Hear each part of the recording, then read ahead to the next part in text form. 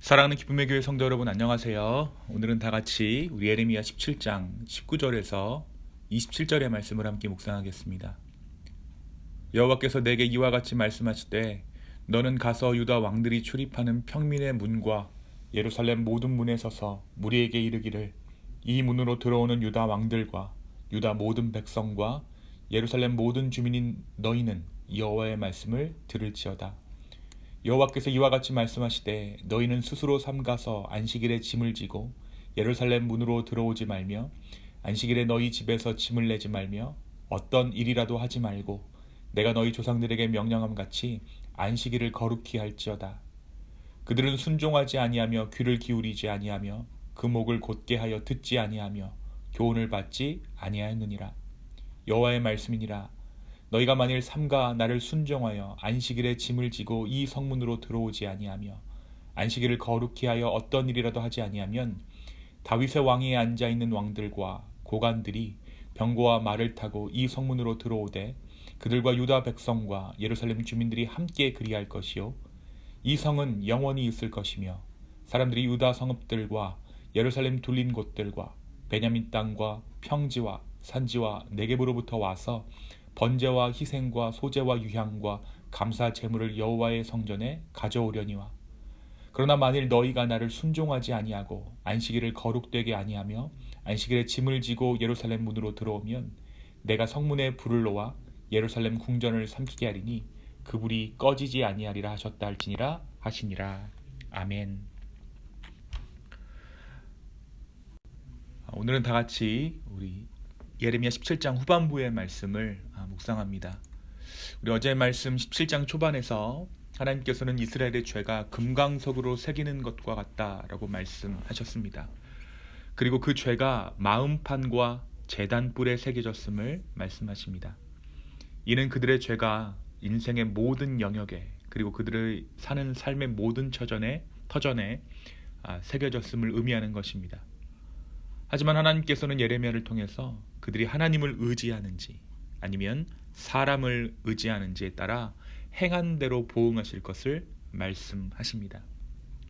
그 이어지는 오늘 본문에서 하나님께서는 예레미야에게 왕이 출입하는 문을 포함한 예루살렘 성의 모든 문을 다니면서 안식일을 준수하라는 명령을 전하라고 하십니다. 왜 느닷없이 안식일일까요? 계속해서 예레미야서를 우리가 통해서 묵상하고 있지만 우상 숭배를 통해 변질된 삶의 모습은 바로 나밖에 모르는 삶을 살아가게 된다는 것입니다. 결국 우상 숭배의 결과는 정의와 공평이 아닌 속임수와 경쟁을 믿으며 살아가는 것입니다. 우상을 섬기는 것은 나만을 위해 살아가게 만들기 때문에 그로 인해서 다른 사람을 짓밟거나 속이는 것이 아무렇지도 않은 사회가 되어버리는 것이죠. 하나님께서는 서로 장사를 위해 모이고 교육을 위해 모이는 성문으로 예레미야를 보내십니다.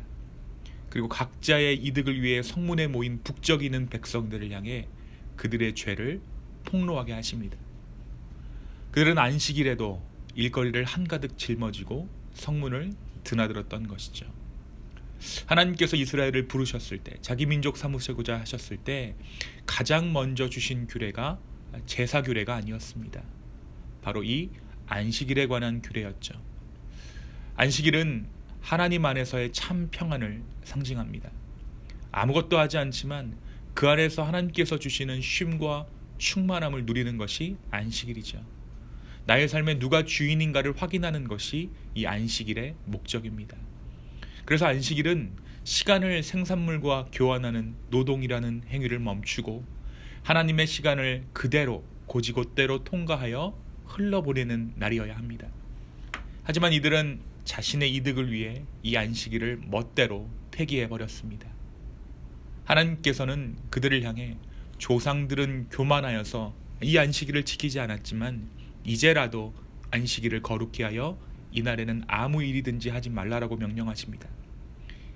이미 그들 가운데 안식일의 의미가 퇴색되었지만 이제라도 안식일을 거룩하게 하여서 이날에 내가 너희의 하나님 됨을 깨달으라는 것이죠. 안식일은 먹고 살기 위해 하는 모든 행위를 멈추어서 오직 하나님을 예배하는 행위에만 삶을 쏟겠다는 고백입니다. 그들은 이방인의 신화에 홀려서 살고 있었습니다. 이 이방신의 신화란 일을 멈추면 생산성이 저하되고 부를 축적할 수 없으며 경쟁에서 밀려난다는 신화입니다. 그들이 고된 노역에 하나님 앞에 부르짖었을 때 하나님께서 모세를 부르셔서 출애굽시키셨다라는 그 출애굽의 하나님을 그들이 잊어버린 것이죠. 그들은 이전에 그들이 출애굽해서 나올 때에 그 태양신 밑에서 일하며 노동했던 그대로의 습관을 가지고 그 이방신의 논리로 그들의 삶을 살아가고 있었던 것입니다. 그렇기 때문에 안식일을 지킨다는 것은 일을 멈추어도 끄떡없다는 선언입니다. 왜 끄떡이 없습니까? 바로 하나님께서 함께 하시기 때문입니다. 나의 창조 행위를 멈춘 그 시간의 여백만큼 창조주 하나님께서 전적으로 보살피고 채우시려는 믿음입니다. 유다 백성에게는 이 믿음이 사라졌습니다. 일을 멈추면 밀려나고 소외될까봐 안식일을 어기기 시작했던 것이죠. 하나님께서는 정치적 안정과 예배의 회복이 이 안식일을 지키는 것으로부터 시작된다라고 말씀하십니다. 안식일을 지킬 때 왕이 비로소 진정한 왕 노릇을 할 수 있고 안식일을 지킬 때 예물이 하나님께 연락될 것임을 말씀하십니다. 안식일에 소속된 존재가 되어서 하나님만이 진정한 왕이고 구원자이며 창조주이심을 드러낼 때 모든 질서가 제자리를 찾게 될 것이라는 하나님의 약속이죠. 하지만 안식일을 어기게 되면 예정대로 불이 예루살렘을 삼킬 것이라고 말씀하십니다.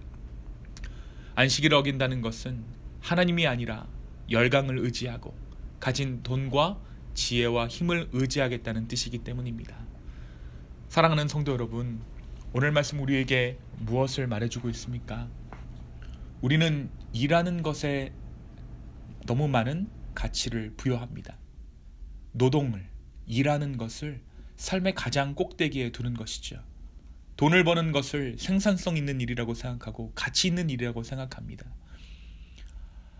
돈을 버는 것을, 돈을 만드는 행위를 가장 가치 있는 일이라고 자연스럽게 생각합니다. 그래서 직장을 구하고 일자리를 찾는 것이 완성이 되면 나의 삶에 그제서야 안정이 찾아올 것이라고 믿습니다. 그러나 오늘 말씀은 일이 아니라 쉼이 삶의 규본을, 삶의 질서를 잡아둔다라는 사실을 이야기하고 있습니다. 오늘날 우리가 살고 있는 시대, 이 시대 또한 무한 경쟁의 시대입니다. 누군가 이 세상을 향해 이렇게 이야기했습니다. 이 세상은 정글의 법칙이 유통되는 세상이다. 모든 것이 제자리에 있지 않은 비정상적인 세상이다. 궤도를 벗어난 기차가 폭주하는 세상이다. 힘을 추구하는 세상이다. 온갖 수단을 동원해서라도 권력의 정점을 향해 올라가려는 무한 경쟁 사회다. 살아남는 자가 강하다는 철책을 믿는 세상이다. 하늘은 스스로 돕는 자를 돕는다는 경고를 하늘처럼 신봉하는 불쌍한 세상이다. 개인의 이익을 위해서라면 무슨 집도 서슴없이 하려는 세상 풍조다. 그렇습니다. 이 세상이 바로 이러한 세상이 바로 우리가 살고 있는 세상이죠.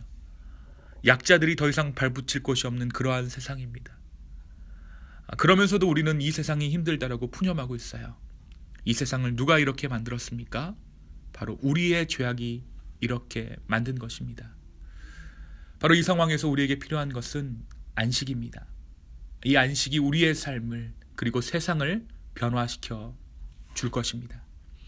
혹시 우리의 삶에 내 마음의 안식이 없다면 나의 번영을 추구하는 우상이 내 안에도 있지 않은지 점검할 수 있는 저와 여러분 되기를 소망합니다.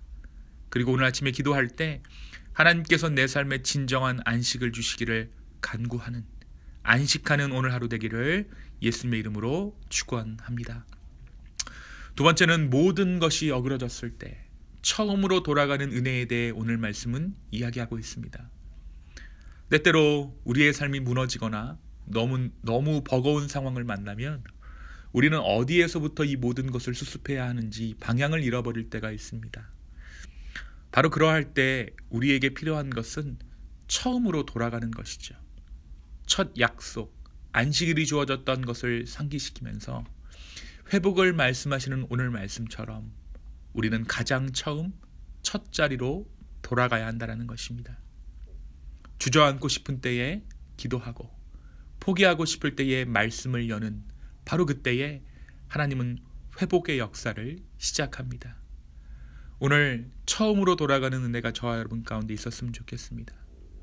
가장 기초부터 시작하는 말씀을 열고 기도하는 그 일부터 시작할 수 있는, 그래야 해서 하나님과의 첫사랑을 회복할 수 있는 바로 저와 여러분의 인생 되기를, 버겁고 힘든 상황 가운데, 수습하기 어려운 삶 가운데 다시 한번 처음으로 돌아가는 은혜가 우리의 삶 가운데 가득하기를 예수님의 이름으로 축원합니다. 이 시간 함께 기도하시겠습니다. 주님, 우리의 삶 가운데 참 평안을 허락하여 주십시오. 일을 멈추어도 죽지 않는다라는 확신을 우리의 삶 가운데 허락하여 주십시오. 다만 우리가 주님으로부터 멀어지는 것을 일을 하지 못하는 것보다 더 두려워하는 우리의 인생 되게 하여 주시옵소서. 그리하여서 세상의 거센 풍조와 맞서 싸울 만한 능력을 우리 가운데 허락하여 주시옵소서. 다시 한번 주님을 바라봅니다. 다시 한번 주님을 의지합니다. 주여, 우리 가운데 함께하여 주시옵소서. 감사합니다. 예수님의 이름으로 기도하였습니다. 아멘.